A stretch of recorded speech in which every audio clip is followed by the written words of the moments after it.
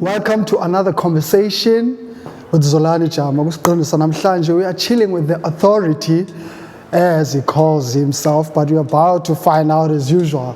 Why is he the authority? He's still busy, but we're going to have to wait for him. No, I'm replying to a message from cool. Proverb. Okay, how are you? Proverb, Uti, you are well within your rights to have and express your views at all times, my brother. Just wish you wouldn't implicate me or aim the stray bullets at an innocent bystander. Did you say something about him today?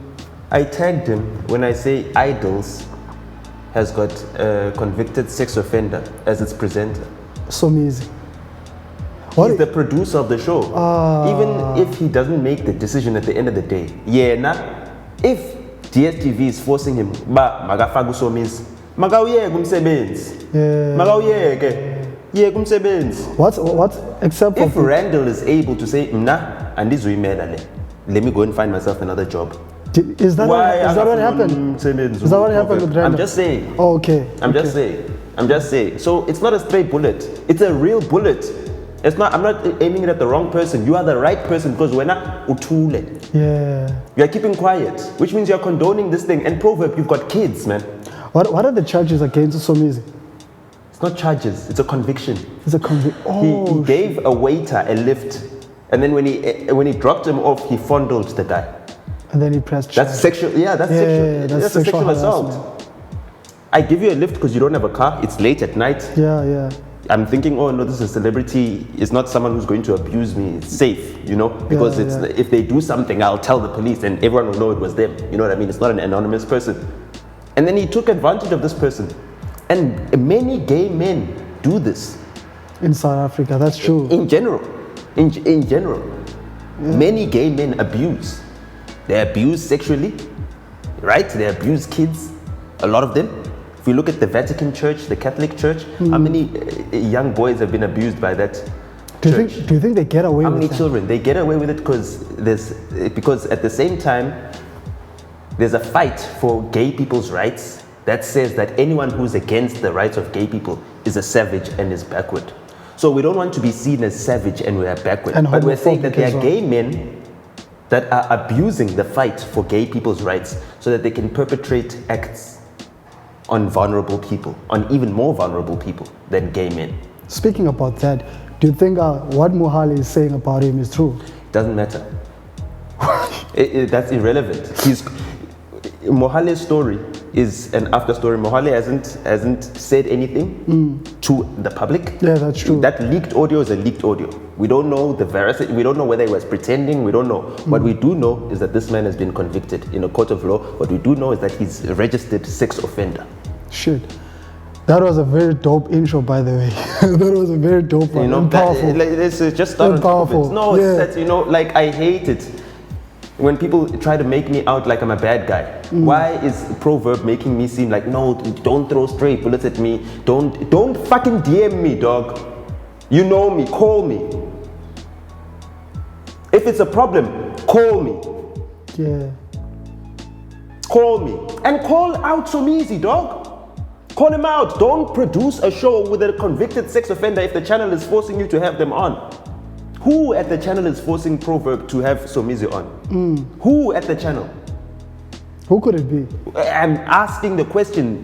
Now he must tell us. It's the same thing when Robert Marawa goes to Thingamajig and then he tells us, no, there are executives at DSTV that are abusing the girls and what. Who is it? Yeah, you must tell us who it is. Because if you want to help, you'll tell us who it is. But you don't want to help. Sure. Whether you want to benefit where you benefit and turn the blind eye where you can. And it's our sisters that are getting abused. It's our cousins, it's our nieces, it's our nephews that are getting abused. It's our family members that are getting abused. And no one is doing anything about it. And it's black people that are abusing black people. Sure. Because they can take advantage of the fact that black people don't have access to opportunities. You understand the poverty? It's like, the fight that we're fighting as black people is too much. Think about it like this. Right? We've got freedom in South Africa. Now, who gets credit for freeing South Africa? It's Mandela. No, it's not about Mandela. Nobody. It's white people that get credit. The white people had mercy on us, and and then they were free. Black men died. How many families donated their sons to the fight against apartheid? Millions. Steve Biko's family, did they not donate their sons? Mandela's family, did they not donate their sons? How many black men have suffered for this country to be free today? And then they're going to allow people to say men are trash. We understand there's a problem with gender-based violence, and I supported the calls for men to condemn gender-based violence. But there's a difference between gender-based violence and a campaign to destroy black men and destroy black manhood, because you are exacerbating that same problem because you are taking away the only protection that our families have. Black women are incapable of raising children because of apartheid. We need to be honest about that. Mentally, they've been denied opportunities to think for themselves, to determine for themselves and everything else, right? Our mothers, we love them. I love my mother, but I know that my mother doesn't know what's best for her own children. What do you mean by that? Because a woman's instinct, right, is that she can always produce more kids. Even if the child dies, she can have another one, right? So there's no incentive to protect that child. Do you understand what I'm saying? Yeah. It's just, it's how we evolved as human beings. A dog, same thing. It has kids. The only time we have a connection with the child properly is when the child is now at an adult stage where they need to now take care of their parents, and their parents are unable to have other kids. But as long as you can have other kids, you can have other kids. So there's no incentive for psychologically the black woman to protect her son, right? Yeah. It's just a maternal instinct. Now, apart from the maternal instinct to protect one's offspring, the media brainwashes everybody. The media, because we all watch the same TV, whether you're black, white, Indian, or whatever. Yeah. What does the media say? Man. Be afraid of the black man. No, the black man is trash. The black man is the abuser. The black man is the criminal. The black man is wanted. You see a black man, see danger. So the same women who are giving birth to these black boys are being trained to hate their own black sons. That's why when the police come to your house to arrest you, your mother doesn't say, "What has my son done?" to defend you. She says, "What has my son done?" because she suspects that you might have done something. And it happens a lot. There's no reason why the cops are here. Yeah. What have you done? That's the first question. That's the thing. The accusation, as soon as it comes to your mother, as a black boy, you're already charged guilty. You cannot explain yourself and everything else. That's not love. Because love says that if I love someone, I am more inclined to disbelieve anything that is negative about them. Even if it is true, I would rather disbelieve it because I love that person. It's a delusion. You understand what I'm saying? Yeah. It's like when you love a girl. As much as you can hear bad things about her and everything else, you love her. So you delude. There's that delusion in your mind. The delusion in the mind of the black woman is to hate your son, to hate your children, to hate your kids. So now, are those women in general, if that's the society that we're living in, capable of raising kids? Shit, that's a tough one. Think about it like this. How many black women abuse their kids? Beat up their kids? Yeah, there's a lot of them. We've normalized it. In our communities, if you go to Kailicha, you'll find a mother swearing at her son, the most disgusting expletives. Even at their daughters, same thing. Our sisters, we've seen our mothers swearing at her, all those types of things. Mothers are saying this to their own kids. You don't see white mothers abusing their children. You don't see white mothers. The amount of black children that get abused, especially by their mothers, because most of them live with their mothers. 70% of them don't live with their fathers. The amount of black children that get abused is alarming. And then we're wondering why these abused children turn out to be adults with issues. And we don't address those issues. What do? We put them in jail. And then we say if we lock them away in jail for long enough in a place where they can get raped and all this stuff, when they come out, they'll be rehabilitated.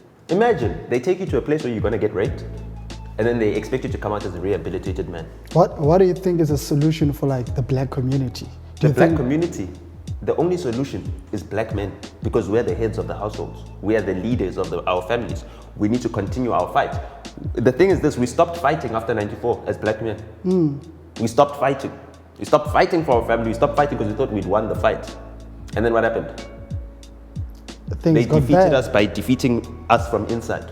Mentally as well. No, they defeated us by defeating our partners, the people that we're supposed to raise our family with. So now you're raising a family with a woman who thinks that at any point in time you're going to kill her. Because black men kill their wives, kill their partners.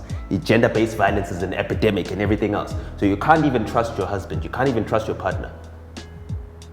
You understand what I'm saying? Yeah, that's... Wena, do you know a rapist? Personally, I don't. Exactly. Now, the thing about this is that if you look at the media, it tells you that amongst your friends, somebody must be a rapist. It might be true though. Okay, fine. That's fine. The people that we see getting arrested for rape are the people that have just raped once. Well, we wouldn't know. No. The people that we see getting arrested, we see them getting arrested in the media. Oh. Are the people that raped once? They've raped multiple times. So, okay, fine. So now these rapists, which are a minority amongst us, are the ones who are doing all these rapes. But when they tell you about the average rate of rape, they average it out amongst all men. So that exacerbates the issue in your mind. You don't think, okay, this one man is capable of raping 100 women. You understand what I'm saying? One man is capable of raping 100 women. But they count that the rapes of one man as if 100 men raped 100 women. Makes sense. It makes it worse. It makes it worse. One man abuses his wife, abuses his partner, and it makes it seem like in every single home there's abuse of partners. I stay in a complex, in an apartment building. I can't even shout in my own apartment without my neighbors hearing. I can't even raise my voice without my neighbors hearing about it or anything else. If ever there was any incidents or whatever, the people should go to my neighbors, the first people, ask, did you guys hear anything? Did you guys hear anything? Did you guys hear anything? They won't, because I'm a black man. So if anyone hears something about me, because the media has already trained them to believe anything that's negative about black men, they will initially believe that. So therefore, black men have got a disadvantage because the media has trained people to not believe us, to disbelieve us. And we are watching it right now. We've seen it in this Johnny Depp and Amber Heard case. You can see that that woman has got serious mental issues. She's either got borderline personality disorder, she's got depression, you know, something. And they say the bro won the case, Miss. He won the case. But at the end of the day, we're watching the behavior of someone who's a pathological liar, who's saying whatever it is to defend her story. And nobody's willing to help her or saying she should be helped. What do you mean? He lost Pirates of the Caribbean. He lost everything. When last did you see Johnny Depp in a movie? No, I'm not saying. Forget about her. When last did you see him in a movie? It's been so a now long he had time. to spend millions of dollars, get lawyers, sue her, sue his ex-wife. He had to sue his ex-wife so that he could prove to the world that he's not an abusive man. Now he's a white man. So the world is more likely to believe him. Now, tell me, look at Kanye West. Look at how people were trying to make him seem like an abusive man, a destructive man, and everything else. The man has not made jokes about raping kids. He's not. But Pete Davidson does, but it's normal. But when Kanye makes a joke about Pete Davidson with some animation, oh no, He should be cancelled. that's murder ideation. Yeah. But Pete Davidson is allowed to make jokes about kids being abused. And we know how kids get sexually abused. No one gets sexually abused more than kids. No one gets abused more than kids. People are talking about gender-based violence. Why have we stopped talking about child abuse? Because we see children getting abused all the time. Children are getting abused. This thing of mothers using their kids as collateral to fight against their ex-partners or whatever, that is child abuse. True. That is child abuse. It's the worst kind of child abuse. And we're seeing it happening all the time and all the time. Kids who are exposed to things that they shouldn't be exposed to. You've got Kelly Kumalo, her son was taking weed to school and everything else. What? That is child abuse. You've got kids that take guns to school, shoot other kids. That is child abuse. The gun is supposed to be in a safe and everything else. The environments that our kids grow up in. You've got kids that are sitting inside the car. You're watching in traffic, the mother... cigarette smoke. We know secondhand smoke is worse. Yeah. It's just as bad actually. The only reason why there's laws against smoking is because of secondhand smoke. Because at first they said, no, smoking only kills the person that's smoking. And then we found out about secondhand smoke. Now there's a whole entire thing about cancer and everything else. It's affecting other people. What about people who've got kids? What about fetal alcohol syndrome in South Africa? We've got one of the worst rates of fetal alcohol syndrome, of mothers who drink throughout the duration of their pregnancies and end up giving birth to kids who've got mental issues because of the abuse of alcohol. What about the foods that we eat? Emalokshim. Is that healthy food? Every day. Tomato sauce, how much sugar is inside the tomato sauce? Polony, processed intestinal meat, everything processed. White bread, give your child. The most disgusting food. The child will grow up having issues, not growing up normally, not healthy food. Black women, are we seeing black women striking in the street saying, no, the food that was being sold at ShopRite is not healthy for our kids? And we are forced to buy this food because it's the cheapest food that's available. We need healthy food for our kids, otherwise our kids won't be able to develop properly. No, we don't find them doing that. In fact, they're fighting so that they can have more money to buy weaves. They don't care about their kids. They don't give a shit about their kids. Black women, they don't give a damn about their children. Because we don't see black women gathering together as mothers. You've never seen a protest at a school where it's the mothers, black women fighting for their kids. Zuleika Patel had to fight for herself. Where was her mother? Shit. Where was Zuleika's mother? I remember that. Oh, Pumamake, to say my child does not need to be having Western hair. Yeah, this. Where's her mother? The kids have to fight for us, for ourselves. We have to fight for ourselves. I raised myself as well. I raised myself because I realized through education that my mother did not have the skills to be a good mother to me. Unfortunately, she was an orphan. Her parents died and everything else. She has her own childhood traumas and everything else. She did not have the skills to raise me. So I had to find my own parenting. I had to learn things myself. I had to be very independent. I was always a super independent child. That's why immediately after high school, I was able to live on my own. Because I was independent. Now, how many kids are not independent? There's a lot. There's a lot of kids who are not independent. But they've got no one to look to. They've got no mothers to look to. They've got no fathers to look to. When you after high school, when you start raising yourself, is it when you're working at Better Bing? No. Is that before? I'd already started working when I was in high school. Before I was in high school. Oh, I was already. Making events? I started doing events when I was in high school. I was in high school already, making myself money. My first trip to Cape Town, I was too young to get into the club. But I booked my own flight, I paid for my own hotel room. I found my little brother, he was staying at a chalet in Dampursloef with my cousins. And I said, no, let's go. I booked us an apartment somewhere else. Yeah. And I took him. I had enough money to do everything that adults do, but I was too young. And the first time in Cape Town, they asked you, hey, let me see your ID. I was like, ish, I don't have an ID. But I got money. But in Joburg, you're used to doing that already. In Joburg, I had enough money. Yeah. There's no club I wouldn't go to.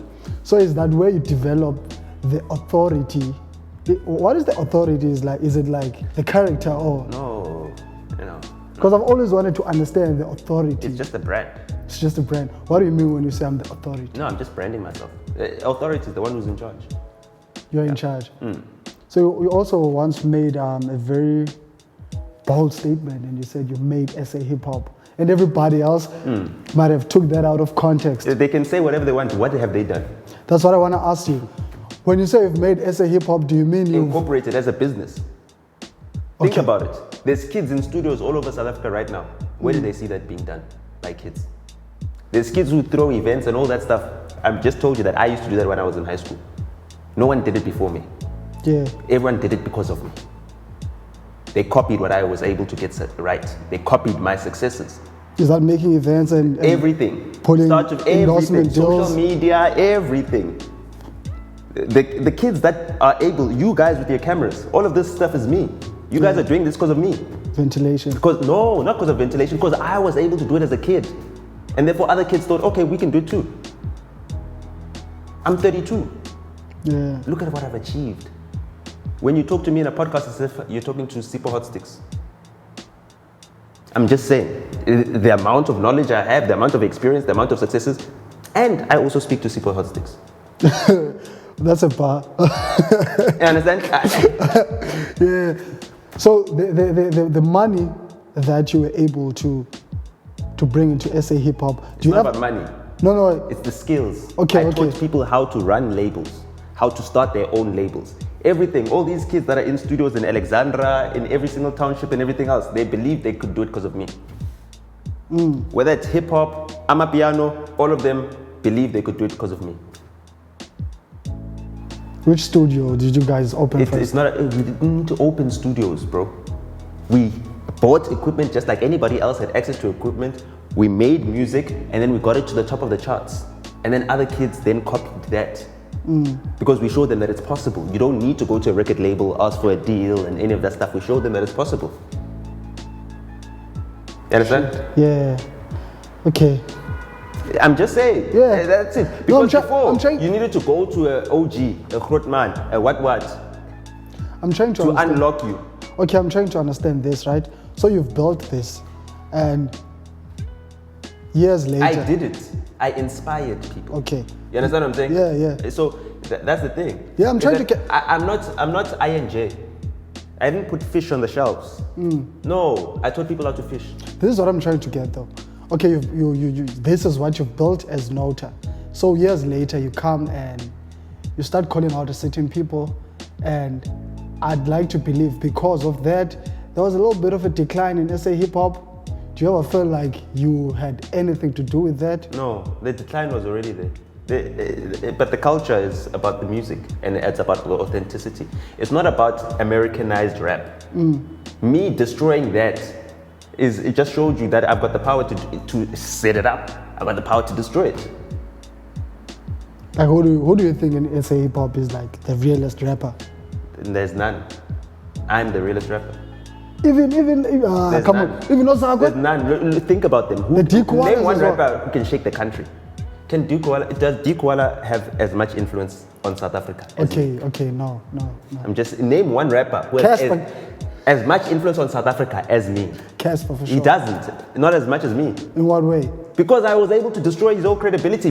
I'm destroying his credibility. No one believes anything he says. Everyone knows he's capper. Where did I come from?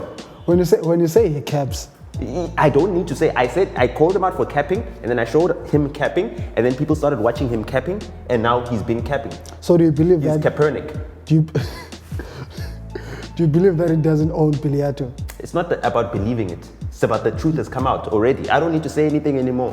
That's the power. That's the influence. Now, the people that I've inspired, the people that I've influenced are the ones that are calling him out. There's many authorities out there that are calling out. This is wrong. This is misleading. Hey, don't lie to us. Don't lie to the kids and everything else. And now I don't need to do anything. Why? Because I inspired people. I knew that, okay, fine, we need to call out the BS. Someone needs to do it. I'm going to call out BS until people realize that, okay, actually, we need to call out BS. Shit. That's the thing. You know, is that a USB-C charger? If I can just ask one of you. No.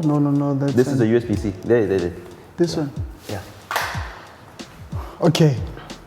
So you also said something about the ANC controlling the media.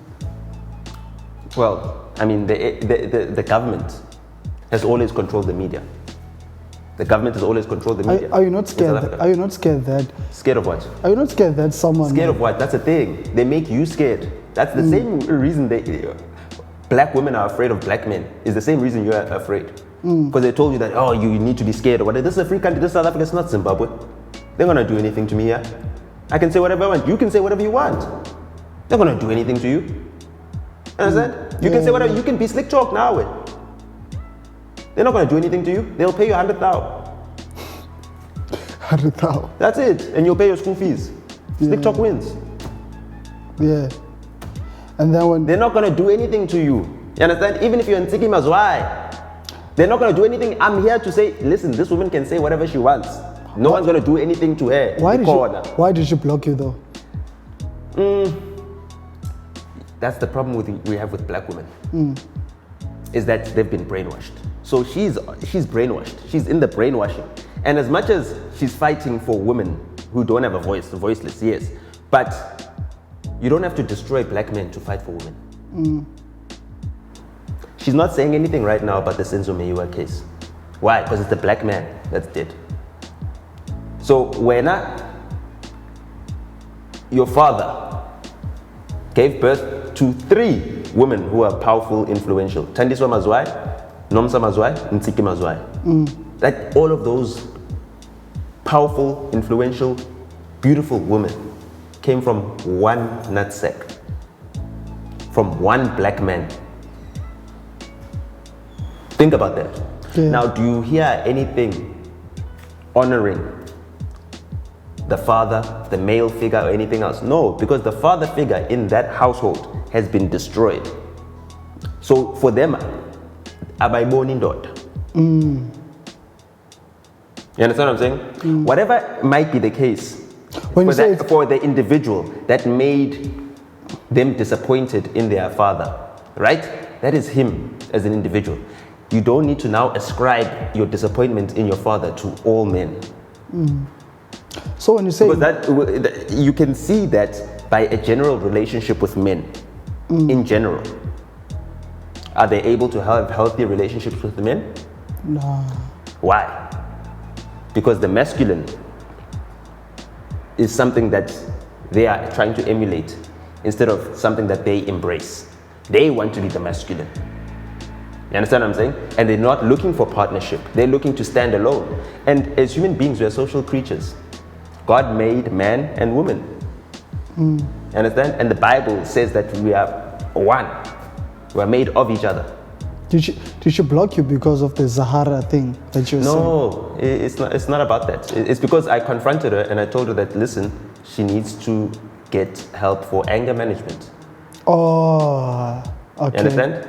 And she was like, I was like, you think you can criticize everybody? You can't be criticized. I get criticized all the time. People criticize me all the time. You think about it. When I say something, they'll be like, maybe 90% of the comments are people hating on me. That's criticism to me. I make one critique about something and then you've got 90 people criticizing me. The disproportionate treatment that I get from people that are critical of me just shows you the amount of resilience and the amount of mental strength it takes for me to be consistent in calling out the BS that I do call out, because at the end of the day, if I took people's criticisms to heart, even though it's unfair, it would affect me. I'd be depressed. I'd see a comment that would make me want to kill myself. People say, hey, you must die or whatever, all these types of mean things, as if I don't offer value, as if I don't teach people things that will make them grow. You know what I mean? So, also, there's an element of like, people do get jealous. Okay. Once they see that, okay, this person has got a certain influence and everything else, and me, I'm real. I don't do it for retweets, likes, to be controversial. No, I'm just real and honest. You understand what I'm saying? I can agree with Ntiki when she's talking the right things. When she's talking bullshit, I'll tell her, Tetikaka. Now the problem with her is that if you tell her that, all of a sudden you're an enemy. She has a problem. But what do you think of that Zahara situation though? Because you've been vocal about it. Do you think she was irresponsible? It's not about whether she's irresponsible. What is it about? What is Warner doing for her? The record company she's at. She's released 2 albums with them now. Why is she still unhappy? Why is she still talking about DJ Spoo? Someone she parted business ties with many years ago. And I haven't seen anyone from Warner that big. Ever. No one. Reason is releasing with Warner right now. What is it? Pelele Moye? After Tears. It's not going to go anywhere. I'm telling you. Is it out already? It's out. Oh shit. You understand what I'm saying? Yeah. They're not going to do anything for him. They're going to spend the money on parties and everything else. But there's no artist at Warner that's doing anything. And how can they fail to sell or promote Zahara's album when all our mothers love that? Like how? How are they failing? It means they're not doing anything. They're really not doing anything. And instead of calling out the company that's doing this, she calls out black men. Why? Because black men are the enemy. So I'm just trying to say there's a consistent war against black men. Didn't DJ Spoo pay her and then produce proof? It doesn't matter. It doesn't matter. But I think it did. No, but that is irrelevant. That is irrelevant because she's at Warner now. She's at Warner. If there's a problem that in the past, Warner must help her get lawyers. Instead of Warner sending lawyers letters to me, cease and desist, stop talking about us and whatever. They sent you letters. Imagine. They're sending lawyers letters to me. They're not sending lawyers letters to the people that stole Zahara's money, allegedly. Shit. Why? Why are they? I haven't touched Zahara's money or anything. Why are you sending those letters to me? I haven't affected. I'm not the one who's making Zahara make all those videos where people are like, what is she on? Shit. You understand what I'm saying? But when it comes to labels, which label do you think artists would have to go to? It doesn't matter for me. I don't want to promote any labels. I don't think that artists should be going to labels in this day and age. I've said that before. Get yourself a distribution deal, move your music. Because these people at the labels, they don't know anything about the music. Where have you ever met someone who's from the label, Ekas, looking for artists? I've never. Exactly. So then how are they looking for artists? Because the artists come from Ekas. The artists are not here in the offices where people work and have 9-to-5s and everything else and can't be creative and think about stories that resonate with the masses of South Africa. Why? Because they are completely removed from the masses of South Africa. You look at here, there's office parks over here. That's the minority. People who work in offices are the minority. People who work are the minority. People who work are the minority. People who work in offices are even a smaller minority. Now think about the people that are living in the hood.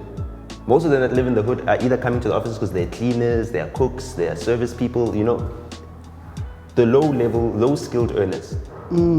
So if you're making music from that perspective, as a cheese boy, as a rich kid, you're not gonna relate to the masses. I've got the ability to write songs. I write songs about things that everybody can relate to. Utando, you know what I mean? Disappointment in life and everything else. But I don't talk about life on the streets. Stuff that you don't know anything about. It's stuff that the public won't relate to. Okay. Understand what I'm saying? Okay, sorry. But instead of me... Which camera did the click? Is it still recording though? Okay. So instead of me now trying to fake it, I'd rather use the knowledge that I do have to help the kids in the township that need their talent exposed.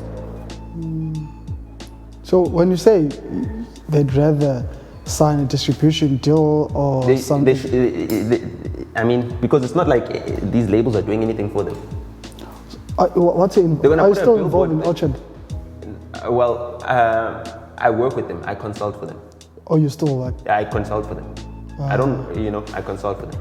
But I set up their offices in South Africa, the team and everything else, but I don't speak on their behalf or anything. I consult for them. When they need information from me or something like that, they pay me for my time. Yeah. Also, what I wanted to know is, how's been your relationship with Senzo now, Questa? Because for sure after that situation... You see, no, the thing is that people always assume that we had a relationship other than work. We didn't have a relationship other than work. For real? No. You guys are moving together all the time? But we're working. Yeah. Yes. But you didn't have that relationship? It's not like you'd come to my house or, you understand? Or do anything like...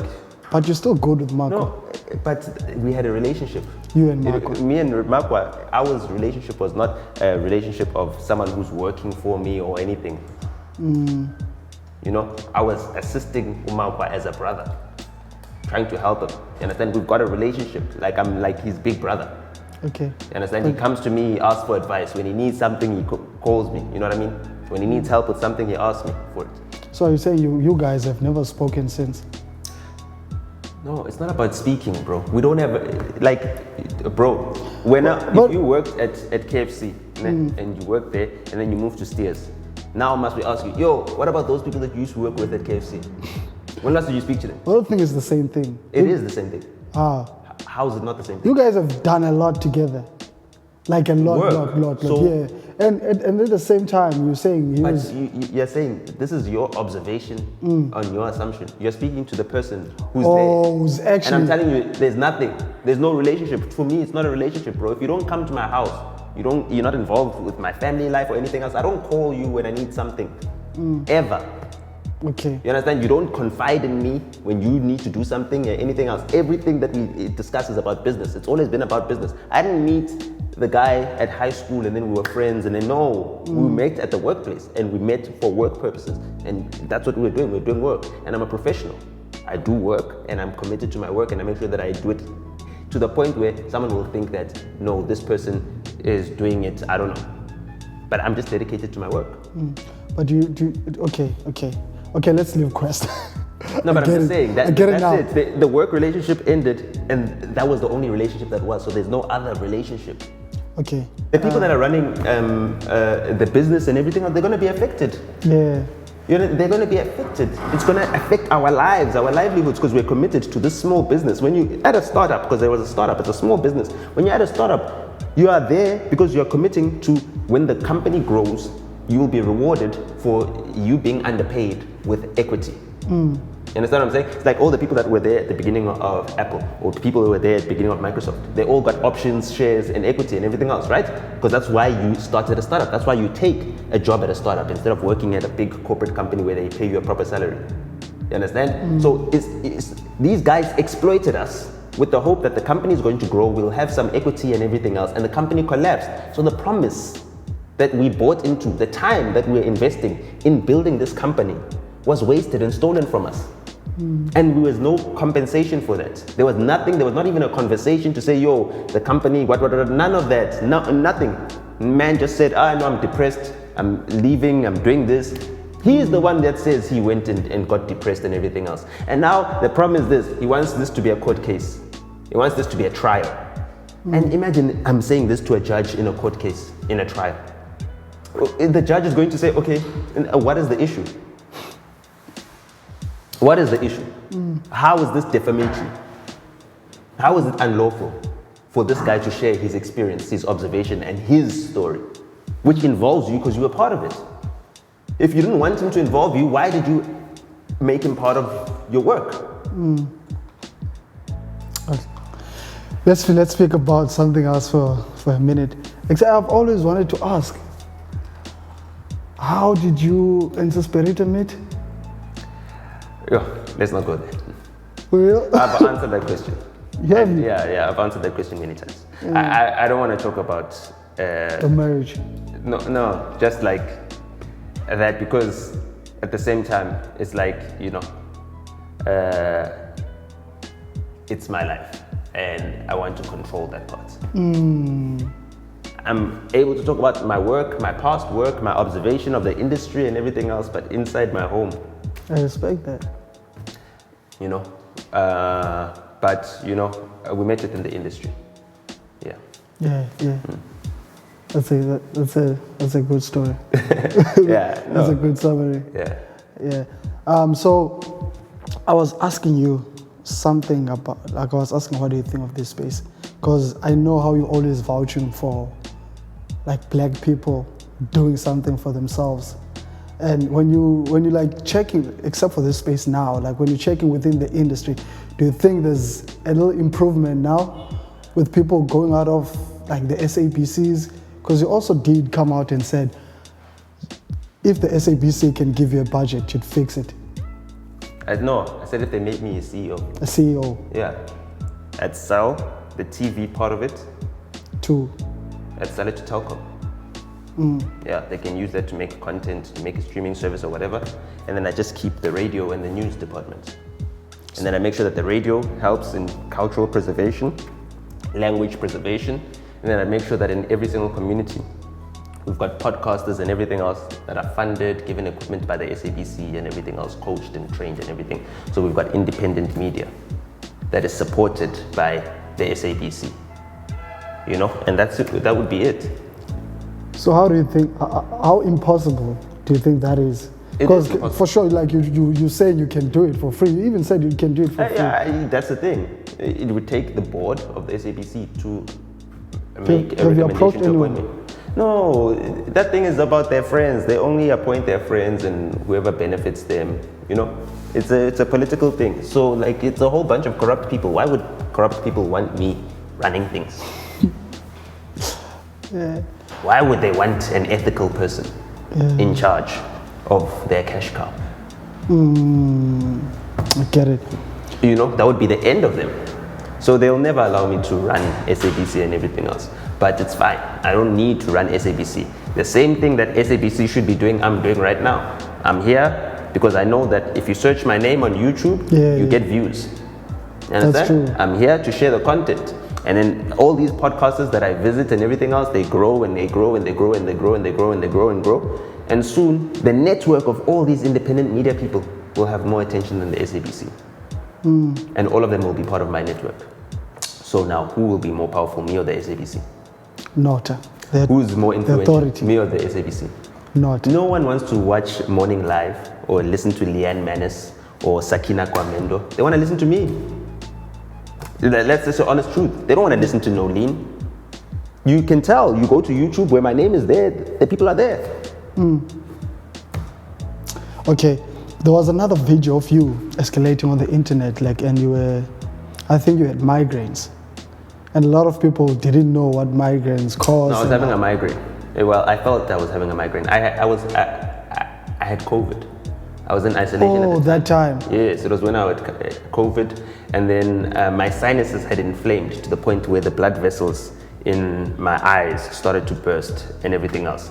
And I had to go have a scan, brain scan, and everything else to find this out. I could have died, but I didn't. Luckily, I got to the hospital after maybe almost 72 hours of going through that pain, consistently, and yeah, the next step was me having a brain aneurysm and either being brain dead, paralyzed, or dead. Was that caused by COVID? This inflammation in the sinuses, yeah. So it led to something else? Yeah, my sinuses got so inflamed here that they blocked the blood vessels. And basically, if the blood vessels start getting blocked, they burst. And that's a stroke. Yeah. Shit. Or an aneurysm. Or hemorrhaging. Crazy. I realized when I started seeing spots of blood in my eyes that actually my blood vessels in my eyes are starting to burst. I actually need to go to hospital. And I was lucky. They didn't even want to admit me at the hospital because I was COVID positive. They had me waiting outside. The only reason I got into hospital was because my mother was in the queue. And my mother sacrificed her spot in the queue and swapped with me. So when they called Valoy, I went up instead of my mother. And that saved my life. Crazy story. Yeah. So people like using that thing to troll me and everything else, try to remind me of the day I nearly died. And the tongue thing, that was trending on TikTok. You're complaining about your tongue is trending on TikTok. No, it's because I was sipping. I was licking the honey because I spilled the honey all over the cup. You understand? So people can't see that there's honey all over the cup. So they see me, and I was like, how? Yeah. Before I let you go, man. I don't know why that was trending, but I'm not on TikTok. Yeah, you did. And I'm glad I'm not on TikTok. You did say. Because those things come to me as videos, as WhatsApps or whatever. Yeah. Before I let you go, I just want to know, as Nota, what legacy are you really trying to build for the South African industry? Because you're surely into something and you're trying to build something. No, man. Dude, I'm not trying to build any legacy or anything. I'm just trying to make sure that while I'm alive, I do as much as I can so that my work defends my name when I'm no longer here to speak on my own behalf. That is it, because that's it. That's what happens. That's the purpose of life. The purpose of life is to make sure that your life's work when you say is to create a legacy for yourself. When you say you want to defend your work. No, my work will defend my name. Do you feel like you don't get enough credit? I don't care about credit. But I'm asking you. No, I don't care about credit. Why? I don't care. You just don't care about it? Why care? Why care? I don't care about credit. I spent my whole life giving other people credit for my work. The people who are rich off of my work. You understand what I'm saying? So I don't care about credit. Sure. All I care about is making sure that when I'm dead, people don't piss on my grave. Or if someone wants to piss on my grave, someone's gonna knock them out and say, not on this guy's grave. Shit. Nota, thank you so much for coming, man. I don't know how long this is. I think it's more than an hour. We got straight to the point and it was crazy. Yeah, Dala, what you must, check out independent media, support independent media, because that's the only way we'll get the truth to the people, and that's the only way we'll save each other and save ourselves. And black men, we need to stick together. There's a war against us. Thank you so much. You understand what I'm saying? Yeah. So we need to show people that we've got unity, we can disagree, we can debate, but at the end of the day, we're together. Yeah. And we're not the enemy of this. Yeah, we know the